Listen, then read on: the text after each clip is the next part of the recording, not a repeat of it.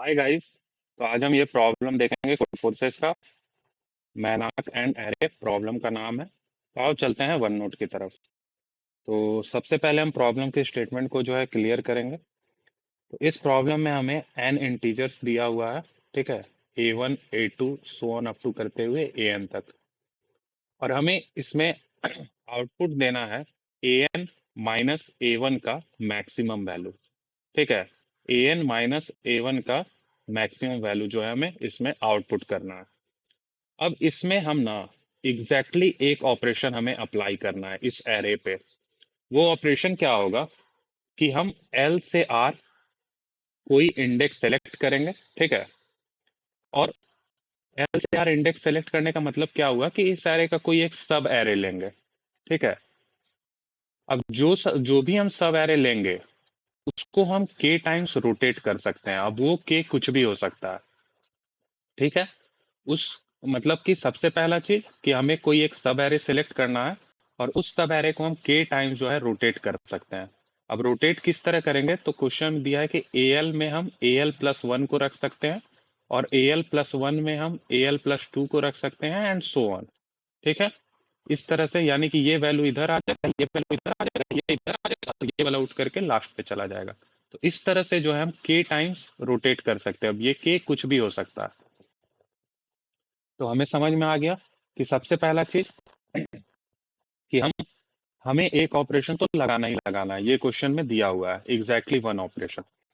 और दूसरा चीज क्या है कि हमें उस ऑपरेशन के दौरान एक सब एरे सेलेक्ट करना है और उस सब एरे को हम के टाइम्स जो है रोटेट कर सकते हैं।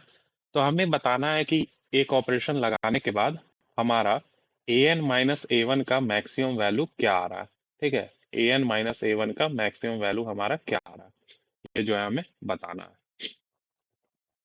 तो ठीक है, तो ये चीजें हमें समझ में आ गई।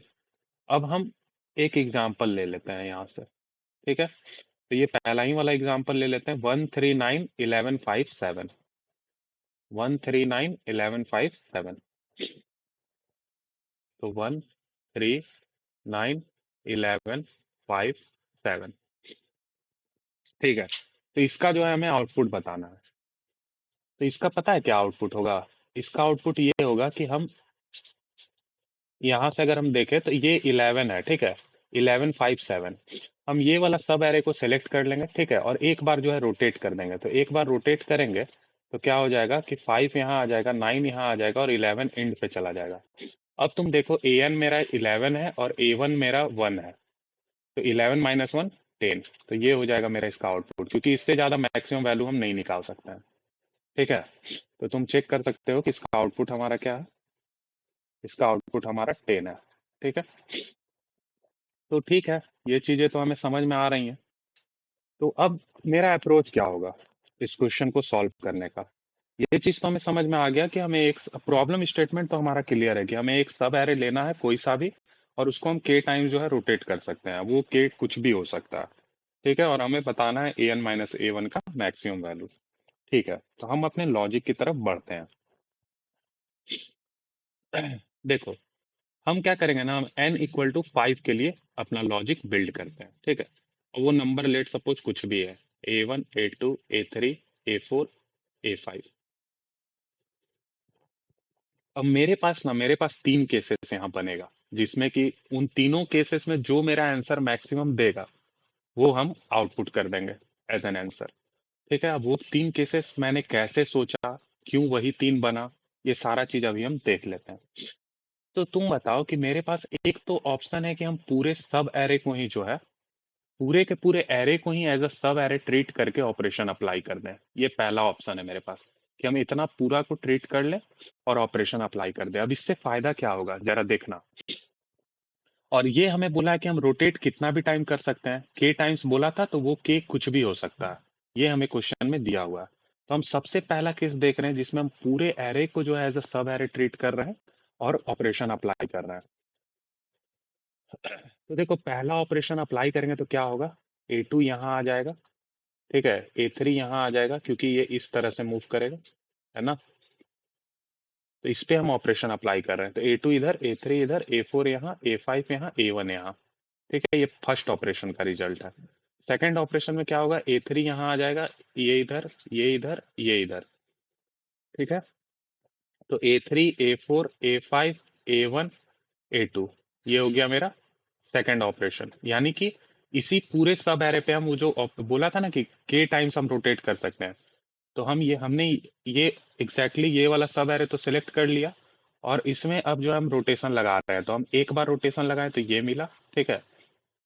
दूसरी बार रोटेशन लगाए तो हमें ये मिला, ठीक है। तो ये हमारा तीनों का तीनों ये हो गया, ठीक है। अब हम चौथा लगाते हैं, ठीक है। तो चौथा ऑपरेशन लगाएंगे तो क्या होगा, ये इधर, ये इधर, ये इधर, ये इधर, ठीक है। तो यानी कि A4 आगे आ जाएगा, A3, A1, A2 and sorry यहाँ A5 होगा, A4, A5, A3 तो यहाँ आ जाएगा, ठीक है। तो ये मेरा थर्ड रोटेशन हो गया, ठीक है।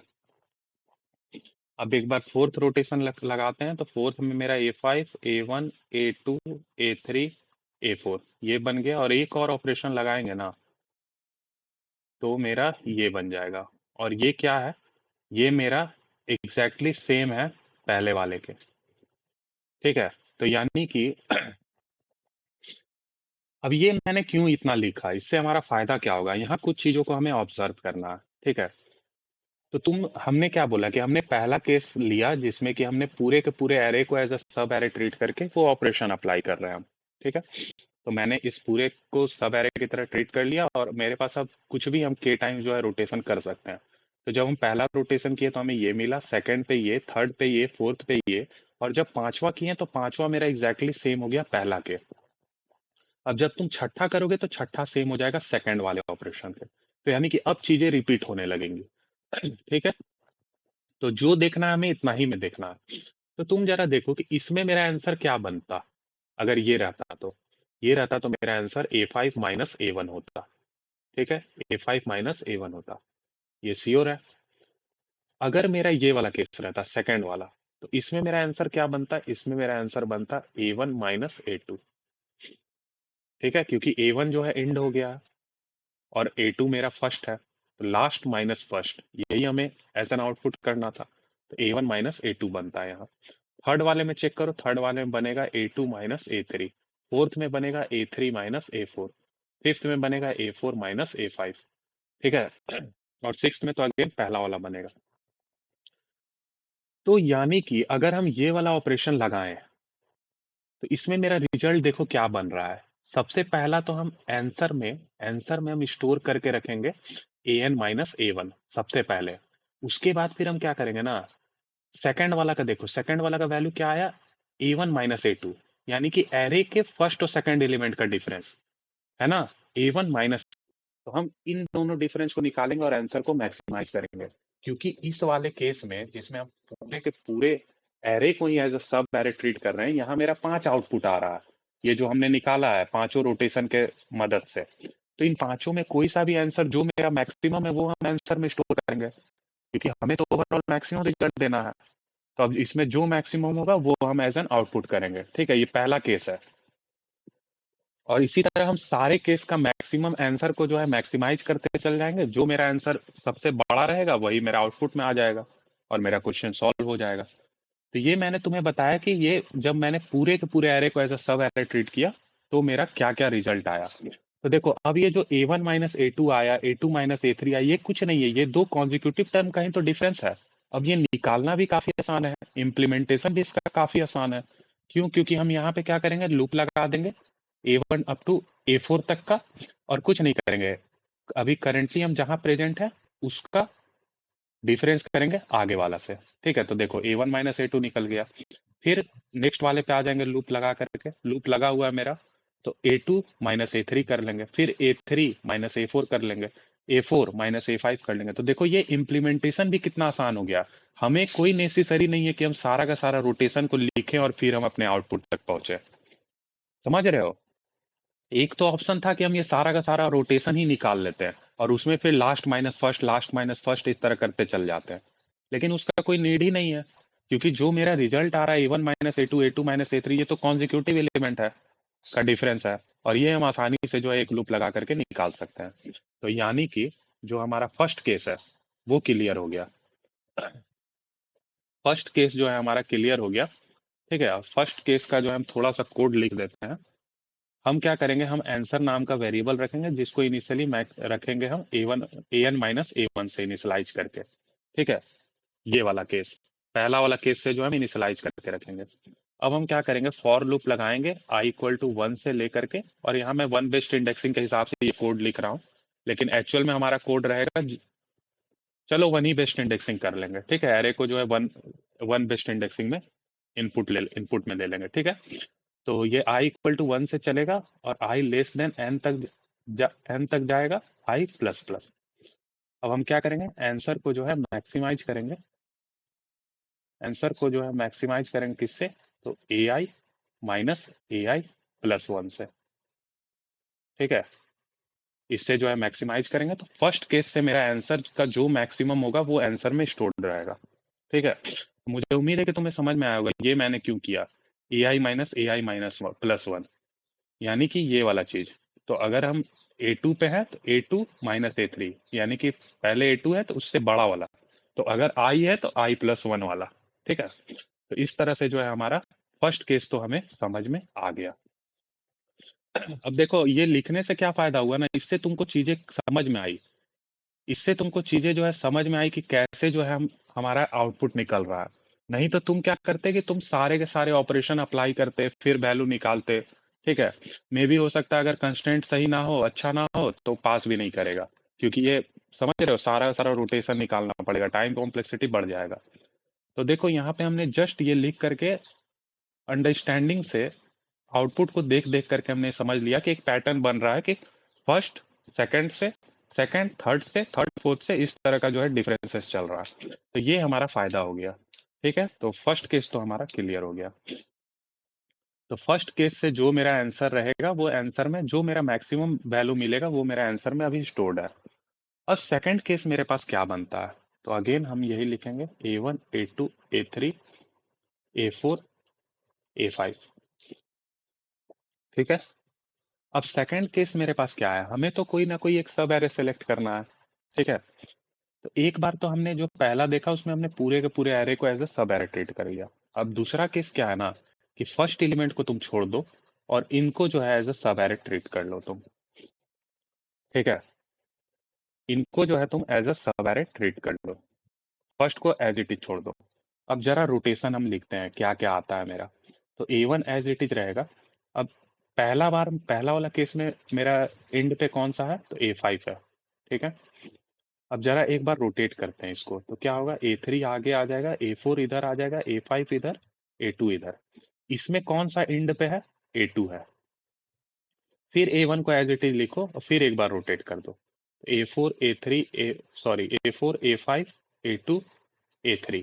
इस बार एंड पे मेरा A3 है। फिर से अगेन एक बार रोटेट करो, बस खाली हमें देखना है पैटर्न हमारा क्या बन रहा है। यहाँ A5 होगा, ठीक है, A5 A2 A3 और A4। इस बार मेरा A4 है। अब एक बार अगर और रोटेट करोगे ना तो पहला ही वाला केस बन जाएगा। देखो ये पहला ही वाला केस बन गया। तो यानी हमें समझ में आया कि जो दूसरा ऑपरेशन हम लगाना चाह रहे हो, जो दूसरा ऑपरेशन हम लगाना, दूसरा जो केस हम बना रहे हैं वो क्या है ना, कि फर्स्ट एलिमेंट को हम एज इट इज छोड़ रहे हैं, क्योंकि क्वेश्चन में हमारा दो चीज दिया है, A1 माइनस AN। ठीक है, सॉरी, AN माइनस A1, ये दो चीज है, AN और A1। हमें इन्हीं की वैल्यू को मैक्सिमाइज करना है। तो यहाँ दो टर्म है, एक तो AN है, एक A1 है। एक तरीका था कि हम दोनों को साइमल्टेनियसली मैक्सिमाइज करने का कोशिश करें। ठीक है, A1 भी बढ़ जाए और AN बढ़ जाए और A1 घट जाए। ठीक है क्या मैं बोल रहा हूँ, एक बार और मैं तुम्हें दिखाता हूँ यहाँ, ये काफी इंपॉर्टेंट चीज है समझने के लिए। देखो हमारा क्या है, हमारा AN माइनस A1, यही हमें मैक्सिमाइज करना है। तो इसका दो तरीका है, एक तो कि मेरा साइमल्टेनियसली AN इंक्रीज करे, और ठीक है इंक्रीज करे तो इसको मैं ऊपर दिखा देता हूँ। ठीक है, साइमल्टेनियसली AN मेरा इंक्रीज कर जाए और उसी टाइम पे A1 डिक्रीज कर जाए, एक ये तरीका है। और ये तरीका हमने कैसे निकाला, ये हमने जो फर्स्ट केस अभी डिस्कस किया ना, वो इस चीज को इंश्योर करेगा।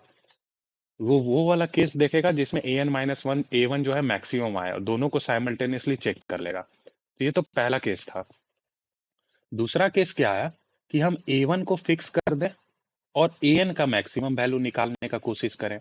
तो ये वो वाला केस अभी चल रहा है जिसमें कि हमने A1 को छुआ भी नहीं है, A1 को एज इट इज छोड़ा है। हमने कोशिश किया AN का मैक्सिमम वैल्यू निकालने का। ठीक है, तो वो हम कैसे निकाल रहे हैं? तो देखो, जब हमने नॉर्मल देखा बिना रोटेशन किए तो मेरा A5 आया एक बार में वैल्यू, दूसरे में A2 आया, तीसरे में A3 आया, A4 आया। यानी कि A2, A3, A4, A5 कोई भी इंड पे आ सकता है। ठीक है, तो ये भी केस काफी आसान हो गया कि A1 तो मेरा फिक्स है।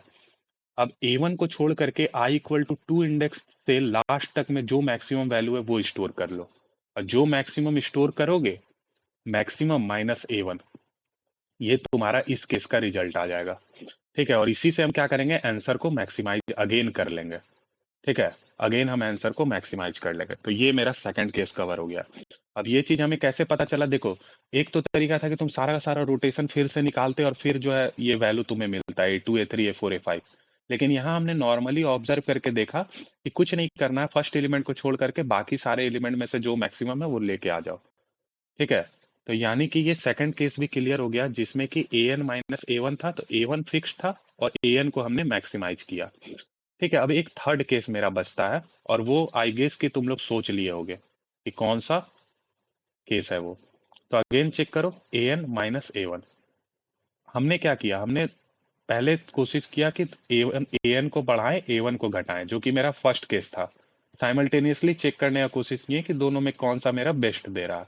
ठीक है, तो उसका हमने लॉजिक लिख लिया। और सेकंड केस में हमने क्या किया, सेकंड केस में हमने A1 को फिक्स कर दिया और AN का मैक्सिमम वैल्यू निकाला। अब AN का मैक्सिमम वैल्यू कैसे निकला? तो A1 को छोड़ करके बाकी जितना है उसका मैक्सिमम।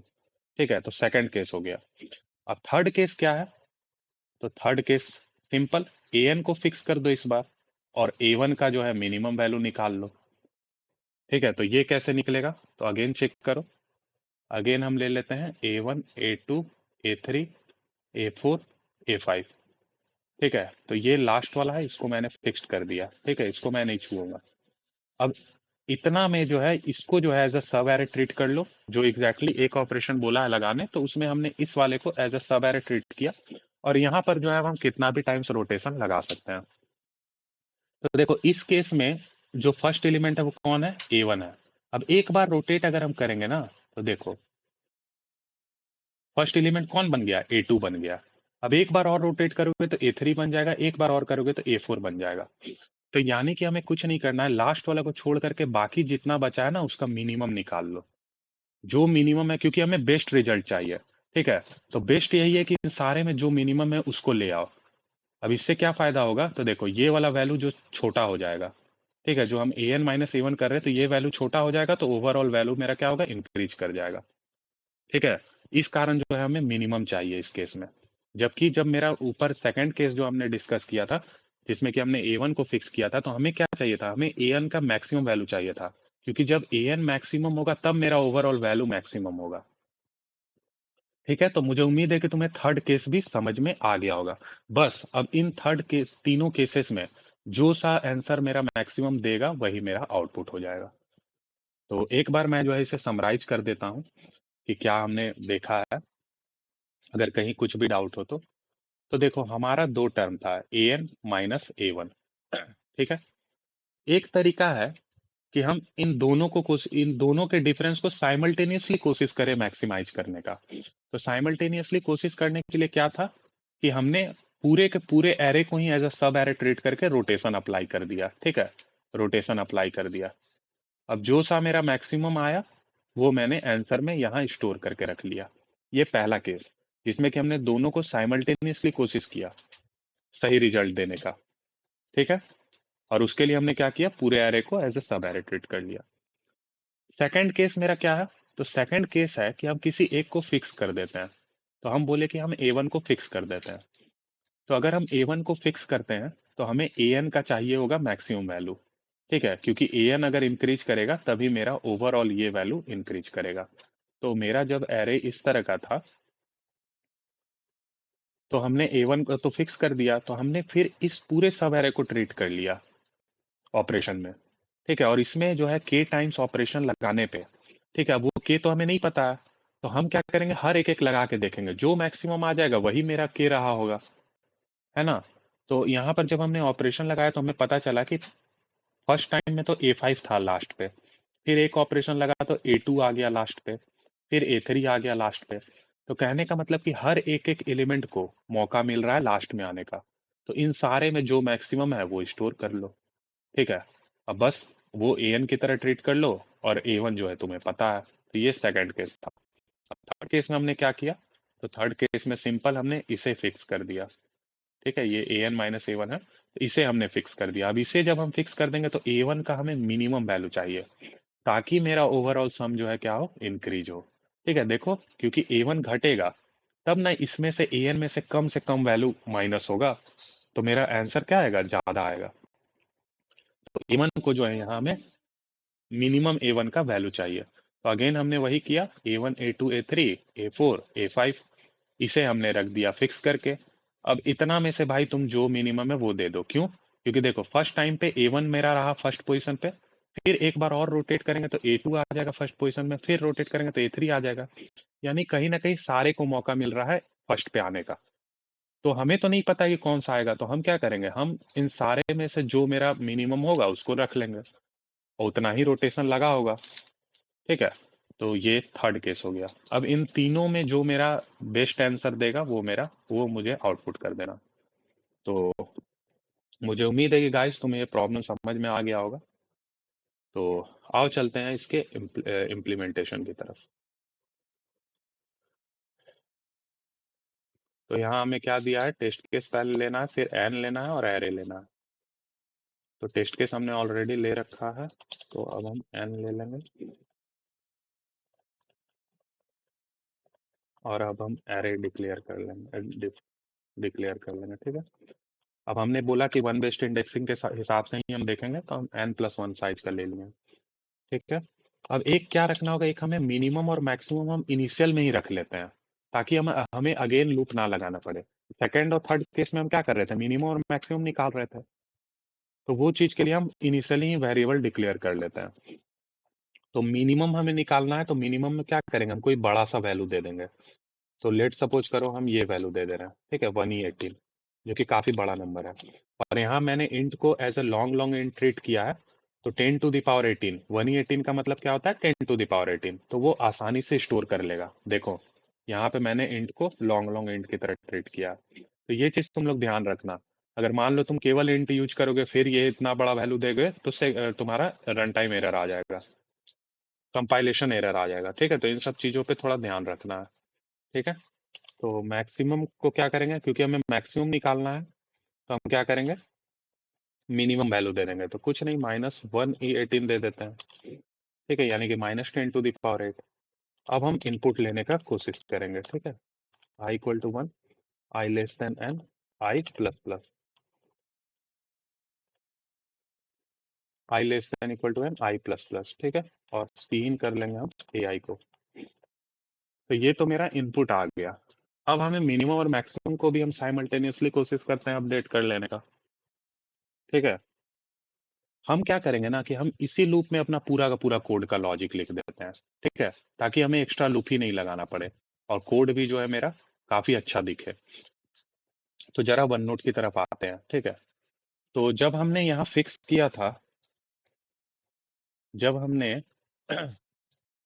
जब हमने यहाँ फिक्स किया था A1 को, तो हम an का क्या कर रहे थे, मैक्सिमम वैल्यू तलाश कर रहे थे। तो A1 जब फिक्स था तो A2 अप टू एंड तक में जो मैक्सिमम है वो मैक्सी में स्टोर कर रहे थे हम। ठीक है, तो हम वही चीज लिख दे रहे हैं यहाँ कोड में, कि पहले वाले को छोड़ करके, ठीक है, आई अगर वन नहीं है, ठीक है, तो यानी कि A1 नहीं है अगर, तो बाकी जितना बच रहा है उसमें मैक्सिमम निकाल लो, तो ये मेरा an का काम कर देगा, जो कि मेरा वो वाला केस था जो अभी मैंने तुम्हें दिखाया। ठीक है, तो ये केस तो हैंडल हो गया। अब जरा ये वाला केस देखते हैं, जिसमें कि हमने an को फिक्स किया था। ठीक है, ये वाला केस देख लो एक बार।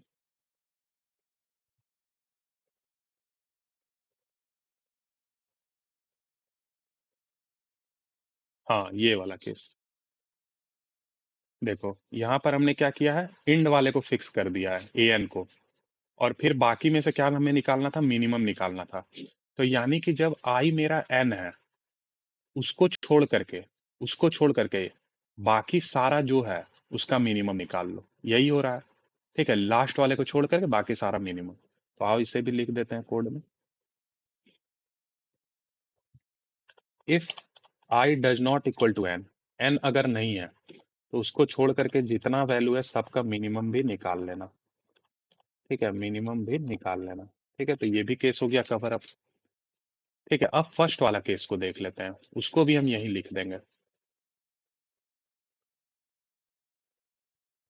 ठीक है, तो ये देखो फर्स्ट वाला केस। देखो, सबसे पहले हमने क्या किया कि आंसर को इनिशियलाइज करके रखा हमने इस वाले वैल्यू से। ठीक है, आंसर को हमने इनिशियलाइज करके रखा A N minus A one से। तो पहले ये काम हम कर लेते हैं कोड में, एक आंसर डिक्लेयर कर ले रहे हैं। ठीक है, तो एक आंसर हम बना ले रहे हैं, और इसमें हम क्या कर रहे हैं, इसमें हम लास्ट वाला माइनस फर्स्ट वाला ये स्टोर कर ले रहे हैं। ठीक है, तो ये काम हो गया। अब देखते हैं क्या हमने लिखा था लॉजिक कोड। हम आई इक्वल टू टू से इंड तक के लिए निकाल सकते हैं वैल्यू। देखो कैसे, आई अगर मेरा टू है तो हम इसको ऐसे कर सकते हैं, ए i minus one minus a आई, ये चीज तो लिख ही सकते हैं हम। तो हम क्यों एक्स्ट्रा लूप लगाएं, हम ये काम तो आसानी से कर सकते हैं। ठीक है, देखो ये सब चीजें तुम्हें गाइस इसलिए बता रहे हैं क्योंकि तुम समझो कि हम कैसे कोड कर रहे हैं। ठीक है, हम चाहते तो इस कोड को लिख के रखते और तुम्हारे सामने डायरेक्ट दिखा देते हैं, बट तुम मेरे सोचने का भी तरीका देखो कि हम कैसे कोड को छोटा बना रहे हैं, कैसे लॉजिक की तरफ बढ़ रहे हैं, ये सब इंपॉर्टेंट होता है।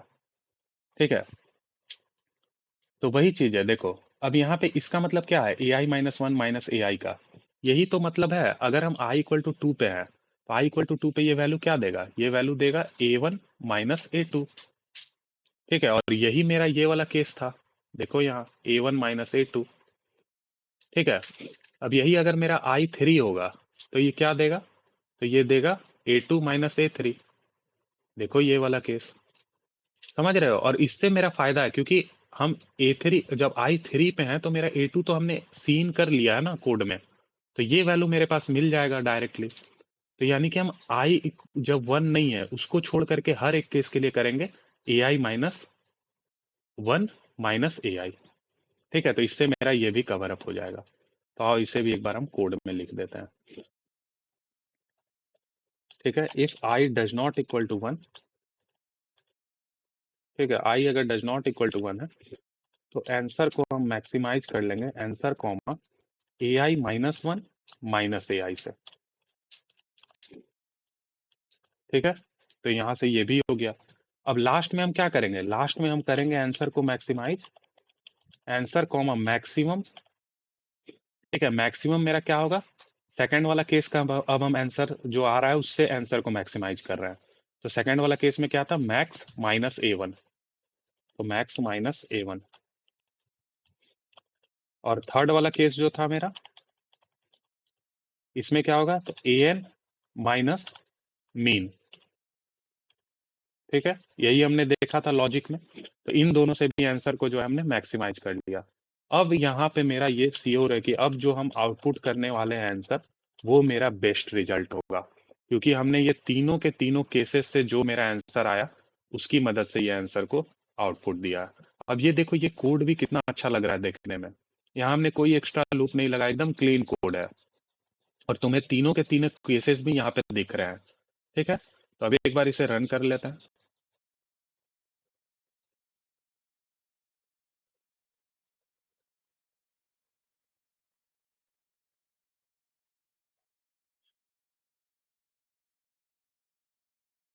ठीक है, तो गिवन टेस्ट केस पास कर गया, एक बार सबमिट कर लेते हैं।